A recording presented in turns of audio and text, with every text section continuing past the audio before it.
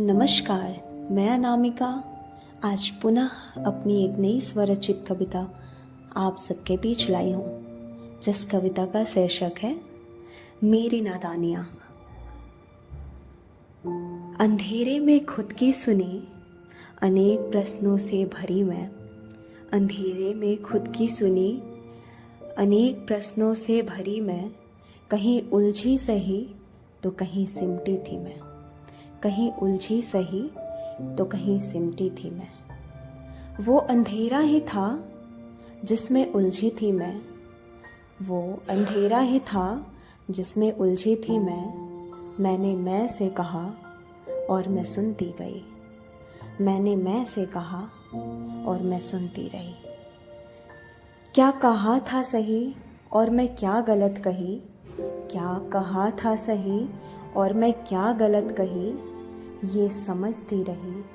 और सिसकती रही, ये समझती रही और सिसकती रही। क्या मैं नाराज थी या मैं ज़िद्दी सही, क्या मैं नाराज थी या मैं ज़िद्दी सही, यही प्रश्न मुझको रुलाती रही, यही प्रश्न मुझको रुलाती रही। मैं अंधेरे में थी या अंधी थी मैं अंधेरे में थी या अंधी थी मैं, यह समझ ना सकी और मैं बंधती गई, ये समझ ना सकी और मैं बंधती गई। खुद से हारी थी मैं खुद के कारण सही, खुद से हारी थी मैं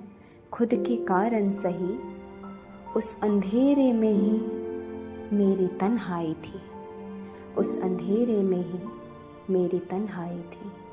जिसको पाकर मुझे